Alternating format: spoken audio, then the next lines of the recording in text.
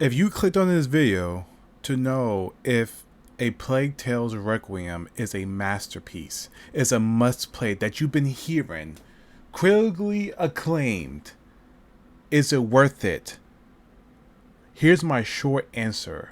It is 110% worth it, even though we have Ragnarok around the corner.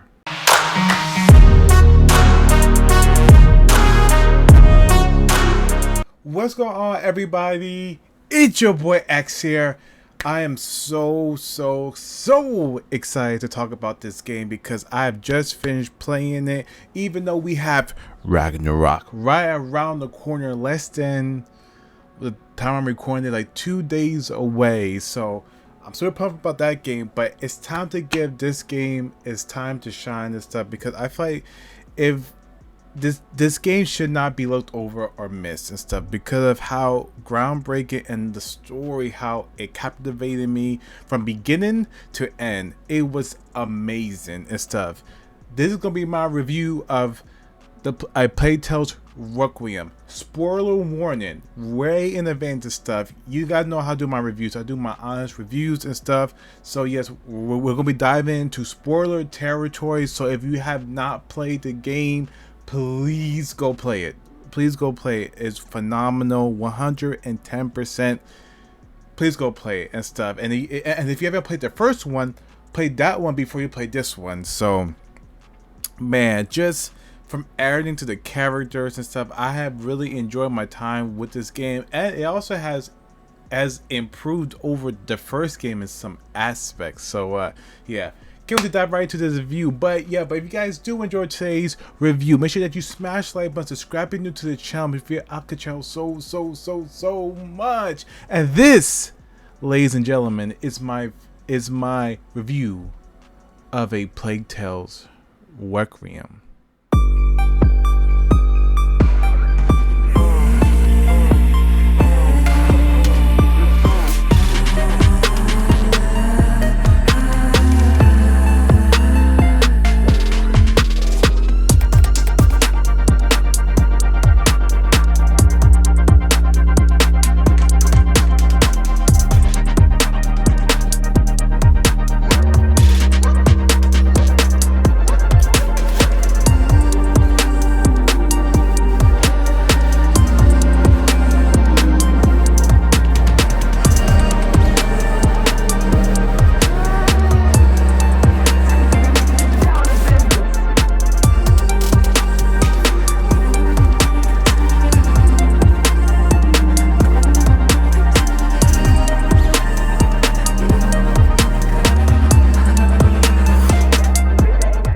Alright, where do I begin with such a great, fantastic game?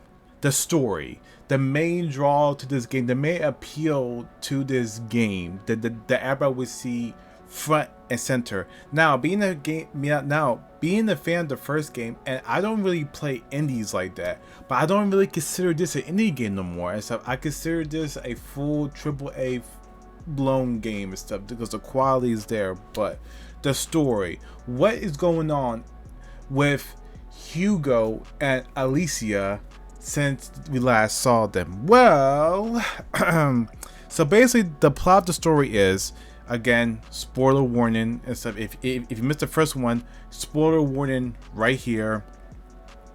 Basically, what's going on is stuff. I think it's like a year after, or maybe like a few years after the Hugo was still young, so I think it's a year after the events of the first game and stuff.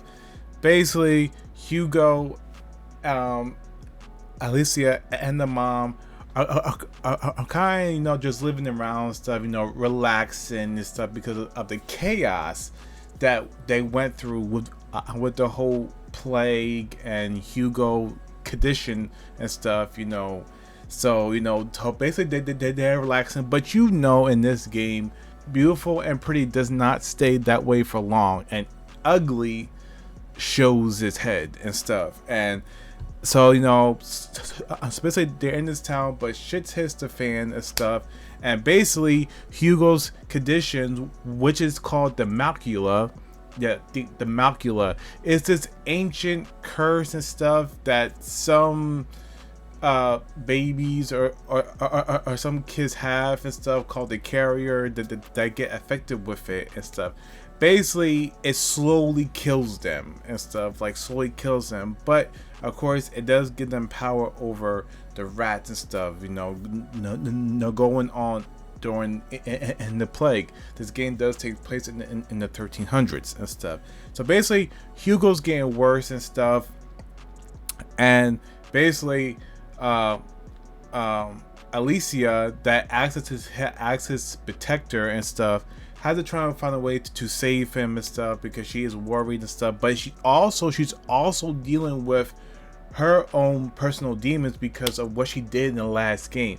That's what I love, because Hugo and Alicia, I'll get to the other characters in a minute.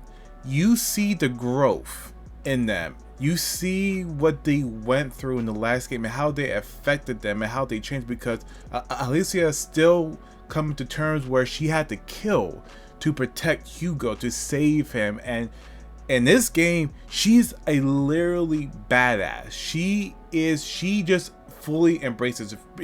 Like in the beginning game, like in the beginning of the game, she does fight it like a little bit, stuff like that. No, try not to go back towards that route and stuff. But of course, in the beginning and stuff, something, basically, Hugo gets in trouble and stuff, or again, he's getting worse, so she has to save him at all costs. So it basically puts her back into that life, and for a moment she embraces it. Like, she says she would kill anybody who gets in the way to save Hugo at all costs. That's her main driving force, is her brother and stuff. And that, it just shows. It's like watching Joe and Ellie. It's like watching Kratos and Atreus and stuff. And these two are a perfect dynamic, brothers and sisters and stuff. You can just see the relationship between both of them and stuff.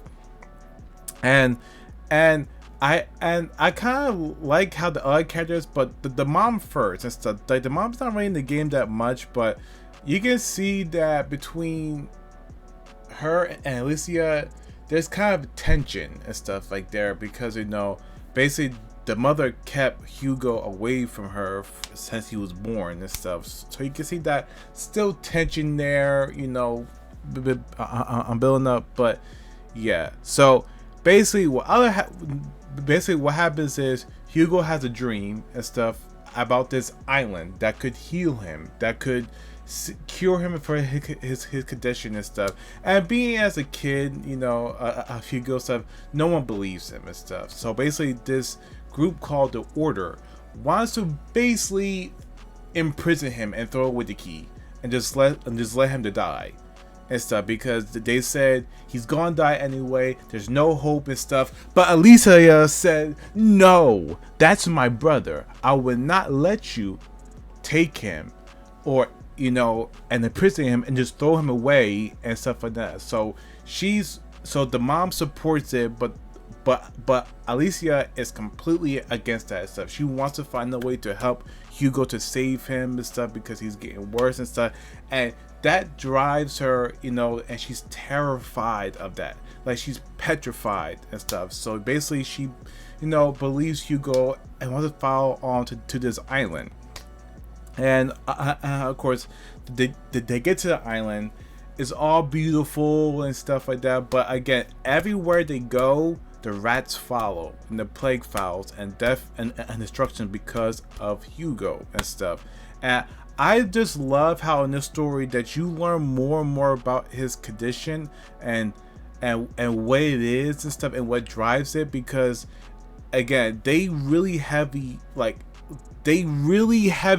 home between Hugo and Alicia, but more than brother and sister and stuff. So basically, Hugo is a carrier to this ancient curse or disease, but Alicia as the protector and stuff, which keeps Hugo grounded and calm, because when Hugo gets upset or scared, it comes out and stuff, and the rest come out. People die, cities get destroyed, and Oh my god. There are some set pieces in this game that are phenomenal. Like, just is like the rats alone are literally powerful, like a powerful force and stuff. Way powerful than the first game stuff. They're tumbling buildings and stuff, breaking bridges and stuff. You know, basically there's is that macula is getting stronger and stuff. So the rats get stronger too, and it shows. So, but basically, again, shit goes sideways and stuff, and basically the allies get destroyed. But you learn that this happened before, and the island that they went to was where it all started. The macula, the plague and stuff, where it all started and stuff. And you saw, you know, the original carrier chained up and stuff because the order locked him away as well and stuff, and that was going to be Hugo. But then Hugo, he's sad, he's depressed because of the fact that, you know, he thought this island was going to save him and cure him and stuff. But man, and you see Alicia, like Alicia gets, like, she goes through hell to protect Hugo. Like, she gets an arrow shot right through her. She gets her arm almost broken, dislocated stuff. She's going through it, and you can see she slowly turns in desperation. Like, she goes from being a calm to basically brute forcing her way. Like, there was one scene where she literally went up against this full armor dude, and she pulls out her sling and says, you know, and she said, I got something for you, and he kicks her and stuff, because, you know, what's a sling gonna do against a sword? And it just shows her courage, her determination to protect Hugo at all costs, because the love that she has for her brother and stuff. She don't care who you are, how big you are and stuff. She is toe to toe and stuff. And I love that fearlessness aspect of her, because it brings out her character more and stuff. And you can just see from the beginning to the end and stuff. And the last thing before I move on to the gameplay section, we gotta talk about this ending, because the ending, I felt emotions in this game that I haven't felt since I played The Last of Us 2. Now, not garbage emotions, not like overwhelming, like, oh my god, this game is too much. I got this, like, heavy heart emotions and stuff. And the ending, when Alicia has to make the difficult choice to kill Hugo and put him down because and stuff, because there's no other way. And you can, oh my, the way that it leads up to that part, and you can hear her crying, her sniffling and stuff. And that's what I said in my As Recommends video.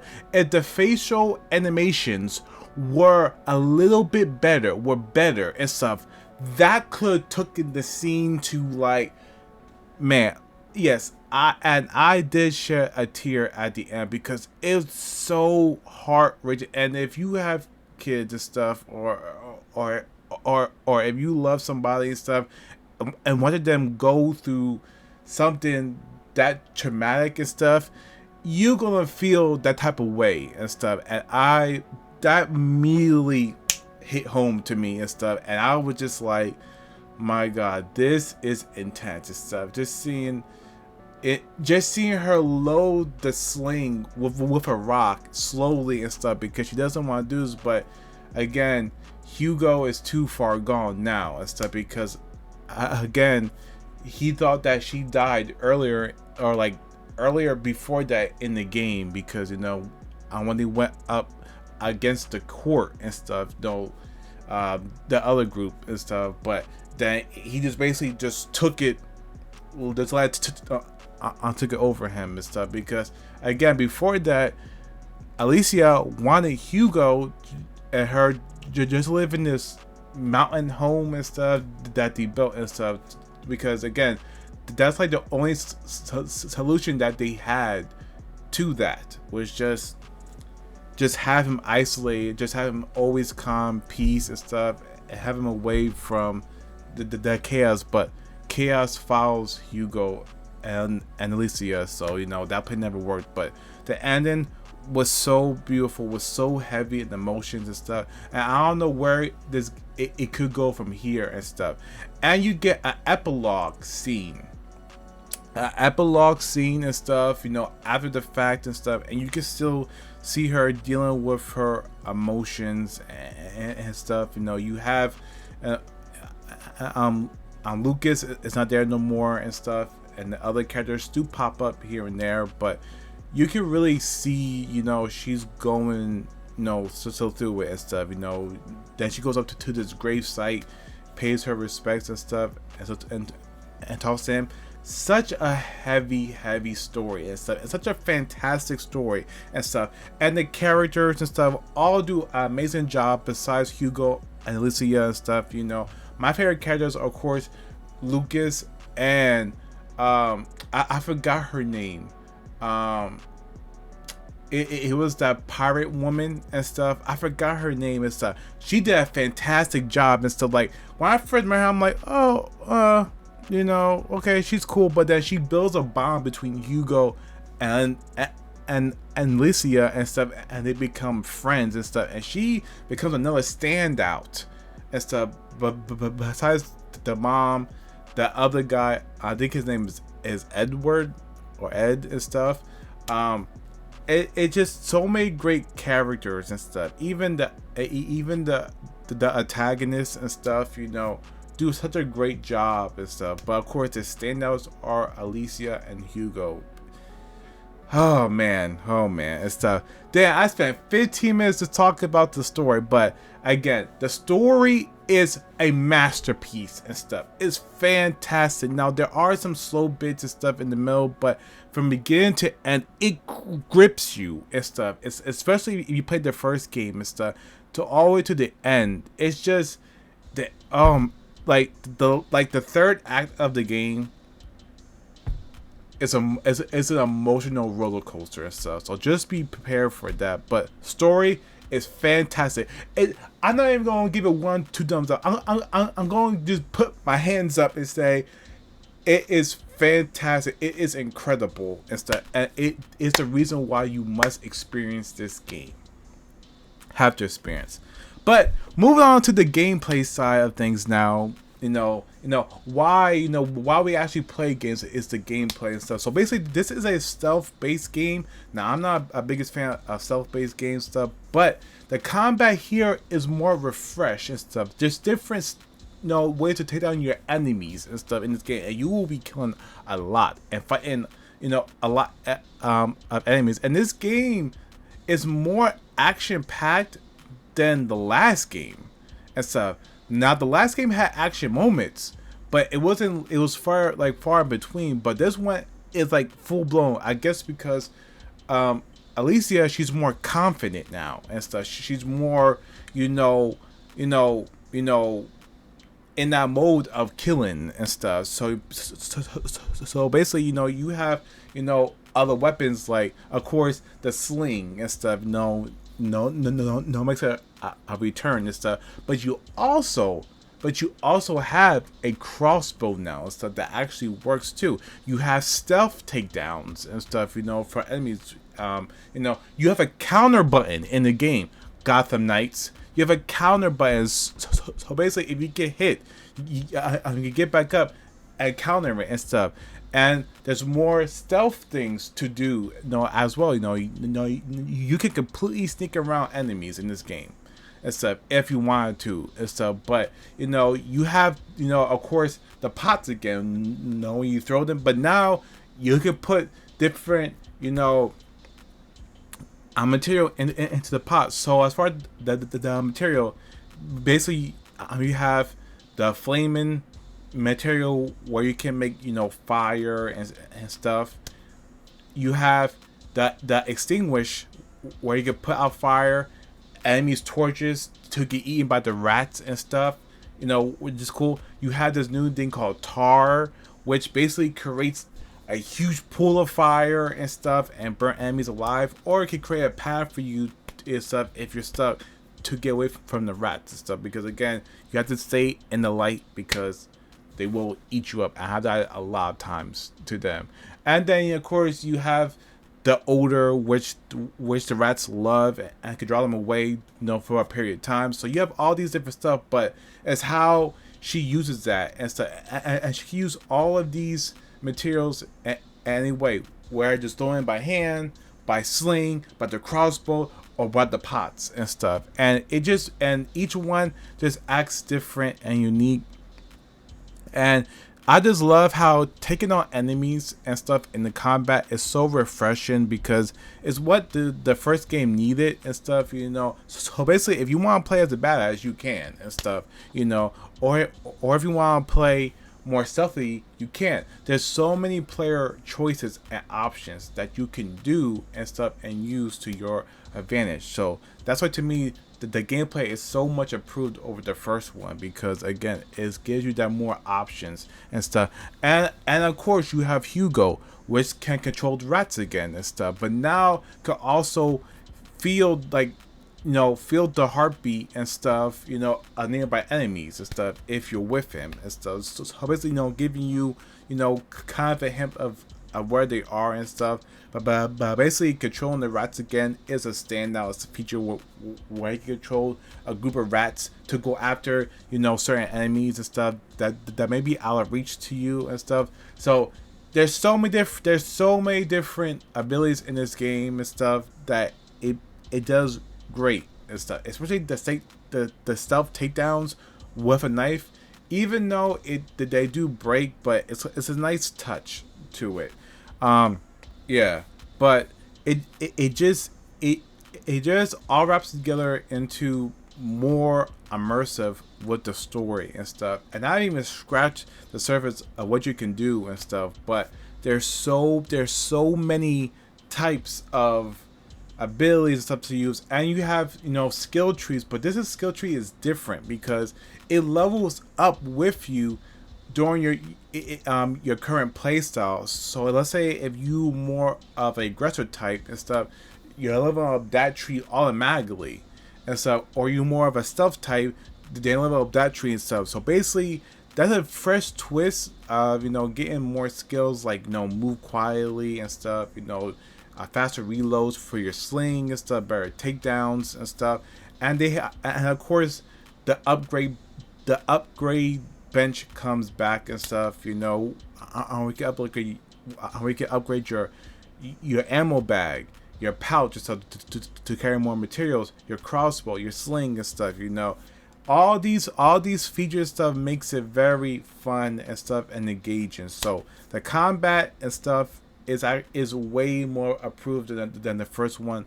Player choice and stuff is a huge focus here, and yeah, combat is getting 2 thumbs up for me and stuff. I really enjoyed it. Now, the game looks beautiful. It looks magnificent. It looks great and stuff.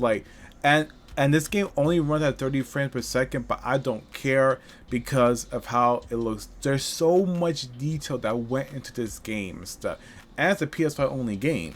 So this is what happens where you leave the last generation behind. And I said this so many times. Sony, Microsoft, it's time to leave these old consoles behind. They're already 10 years old. It's time to leave them behind. I know it's so hard to find these current gen consoles, PS5, Xbox Series X, but they're out there and stuff. They're out there somewhere where stores have drops and stuff. But of course, you're gonna have to pay over retail price for them. But if this is what we could get from just a current gen game, that's incredible and stuff. I would see more of them, but the game looks incredible. Like when a game looks so good and you have to take screenshots of the game. Here are just some of the screenshots. It just looks incredible. The line to the detail and stuff, even to the most disgusting environments, because there are very disgusting environments and stuff, dead bodies, dead animals and stuff, it just looks amazing. Like, oh my god, this stuff just amazing, just incredible. The team really did a great job with how the atmosphere and the environments look in the game. So that's another plus to me and stuff. Huge plus to me and stuff. So the story, masterpiece, fantastic and stuff. The gameplay, fantastic and is great and stuff. Very engaging, and the world looks beautiful. But again, not every game could, you know, be perfect and stuff. This game has tiny flaws and stuff like that. Now it's time to get over to the things I did not like about it and stuff. And basically only got two things. The frame rate issues and the facial animations. So basically starting off, frame rate and stuff. Now, again, I don't care if a game is running at 30 frames or 60 frames. Unless it runs smooth and looks good.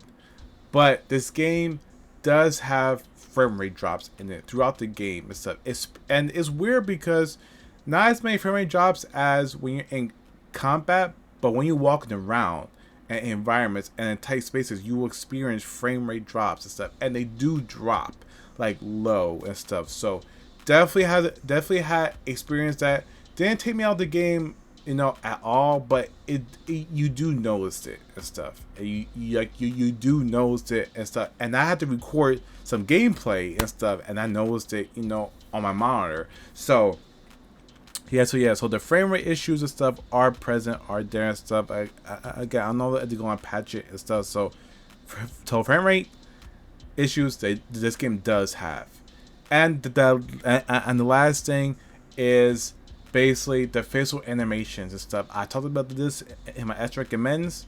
The facial animations needs work and stuff. I hope that the next game they improve it, because it would have took those scenes.